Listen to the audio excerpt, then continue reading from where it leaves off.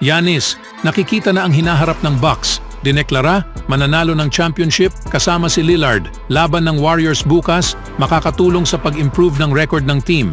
Hayop palang maglaro ang bagong nakuha ng Warriors. Ngunit bago ang lahat, kung gusto nyo ng matibay na basketball shoes, New Curry 11, mabibili lamang sa halagang $2,999. Click lamang ang link sa comment section or bisitahin lamang ang teffen.com for more high-quality shoes. Sa panayam sa media sa All-Star break ng taon na ito, nagpahayag ng pananampalataya si NBA megastar Giannis Antetokounmpo sa Bucks ngayong season. Sa panayam sa Eurohoops, ipinangako ni Giannis ang isang kampyonato para sa kanyang koponan sa ilalim sa kanyang bagong partnership kay Damian Lillard. Pinagpalit namin si Jrue Holiday, hindi ko sasabihin na hindi ko gusto ito dahil si Damian Lillard na ngayon ang teammate ko at kasama siya. Mananalo kami ng kampyonato. Pero napakahirap na ang aking pinakamalapit na kaibigan ay umalis. Napakahirap sa akin na iwanan ako at manirahan sa ibang syudad, sabi ni Antetokounmpo. Nanalo kami ng kampyonato at umiyak kami ng sabay.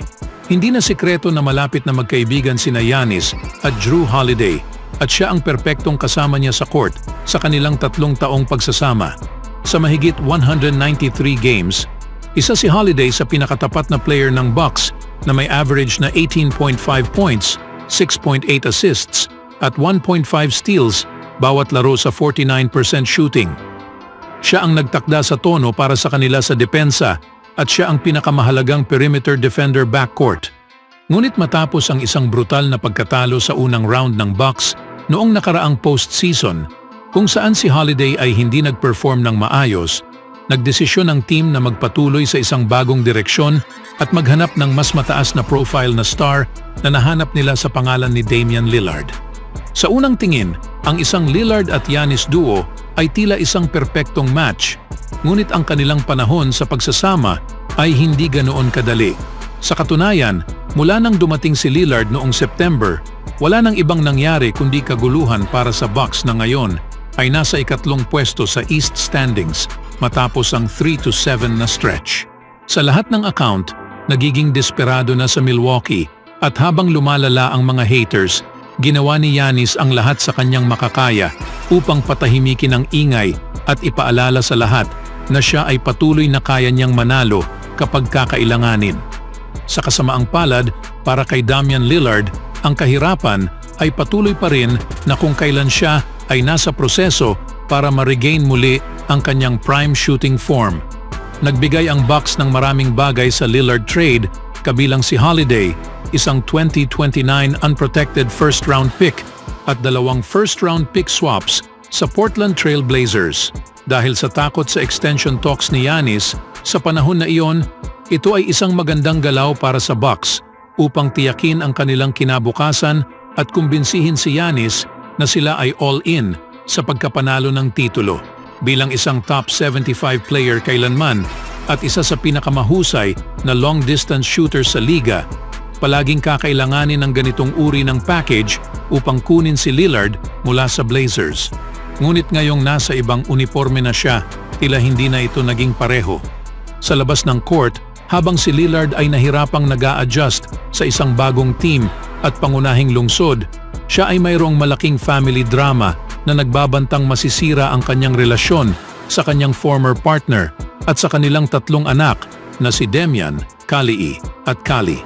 Sa court, siya ay nagkaroon sa isa sa pinakamasamang stretch sa kanyang karera. Sa 51 games ngayong season, siya ay may average na 24.6 points, 6.7 assists at 4.1 rebounds sa 42% shooting. Relatively speaking, ang kanyang mga numero ay bumaba sa lahat ng aspeto at tila wala siyang naipapakitang buhay sa dulo ng season. Sa pagtatapos ng All-Star, lumitaw na tila bumabalik na ang former Lillard na nakilala ng lahat. Sa katunayan na ipanalo niya ang MVP award sa event na ito nang umiskor siya ng 39 points, kabilang ang mga long-distance shot na nagpamangha sa lahat. Sa ngayon, naniniwala si Giannis na si Lillard ay ang tamang taong iyon at may tiwala siya na magagawa nila ang mga magagandang bagay kasama si Lillard. Anong masasabi niyo mga kaibigan? Sa ibang balita naman mga kaibigan, ang star ng Los Angeles Lakers na si LeBron James ay hindi makakalaro sa labang paparating sa Biyernes kontra sa Golden State Warriors dahil sa injury sa kanyang ankle, ayon kay Shams Charania ng The Athletic at Stadium. Nawala si James sa oras noong mas maagang season na ito upang magpahinga at isang sprained left ankle na nakuha niya noong January. Ang Lakers ay may 4-3 na record kapag wala siya sa lineup ngayong season.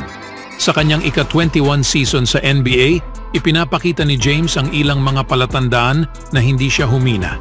Siya ay may average pa rin na 24.8 points, 7.8 assists at 7.2 rebounds habang may shooting na 52% mula sa field at 39.5% mula sa 3-point range.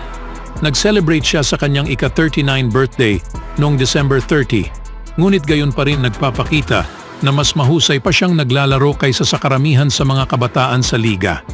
Siya ay may average pa rin na 24.8 points, 7.8 assists at 7.2 rebounds habang may shooting na 52% mula sa field at 39.5% mula sa 3-point range.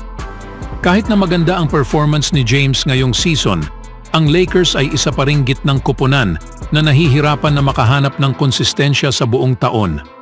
Nag-umpisa ang Los Angeles sa taon na may momentum matapos manalo sa in-season tournament championship, ngunit mabilis na naglaho ang mga bagay at ang kupunan ay nasa ikasiyam na pwesto na sa Western Conference na may 30-26 na record. Samantalang wala si James sa lineup, ang Lakers ay umaasa kay star forward Anthony Davis na maging pangunahing option sa offense. Ang big man ay naging malusog sa karamihan sa taon at isa sa pinakaproduktibong player sa liga sa both ends sa court. Bukod kay LeBron, wala rin ang center na si Christian Wood dahil sa isang effusion sa kanyang kaliwang ankle. Ang pagkawala ni rin ni James ay magbubukas din ng mas maraming minuto para sa mga manlalaro tulad ni Rui Hachimura. Ang lahat ay isang oportunidad para sa Warriors na kunin ang advantage na ito nang sa gayon mapa-improve nila ang kanilang record. Sa sumunod na balita naman, hindi nagtagal para sa Warriors na punan ng isa sa kanilang dalawang open two-way roster spots. Matapos na ang Golden State ay umano'y nag-convert sa two-way deal para sa guard na si Lester Quiñones sa isang standard NBA contract noong Miyerkules. Ang Warriors ay pinapirma ang G League guard na si Pat Spencer sa isang two-way contract, ayon kay Anthony Slater ng The Athletic, na nag-uulat ngayong araw batay sa mga source. Ang 27-year-old na si Spencer ay naglaro para sa Capital City Go-Go, ang G League affiliate ng Washington Wizards. Noong 2021-22 season bago sumali sa Santa Cruz Warriors para sa 2022-23 season. Sa 18 games, 2 starter kasama ang C-Dubs ngayong season, si Spencer ay may average na 15.1 points, 5.9 rebounds at 4.4 assists, bawat laro sa 49.5% shooting mula sa field at 43.1% mula sa 3-point range sa 27.4 minutes sa court. Si Spencer ay isang interesante. Siya ay isang dating lacrosse superstar mula sa Loyola University, Maryland at malawakang kinikilala bilang isa sa mga all-time great college lacrosse players. Si Spencer ay isang attacker para sa Greyhounds na may record na 380 points, 149 goals at 231 assists sa 4 na collegiate seasons mula noong 2016 to 2019. Ngayon siya ay sumasali sa roster ng Warriors bilang isa sa 3 two-way players kasama ang guard na si Jerome Robinson at forward na si Gui Santos. Anong masasabi niyo mga kaibigan sa nakuhang guard ng Warriors? Always do it on my own, so I gotta get through it. And the only thing I know is to love what I'm doing. Never give up, never slow, till I finally prove it. Never listen to the no's, I just wanna keep moving. Keep my head up when I act, head up, that's a fact. Never looking back, I'ma keep myself on track.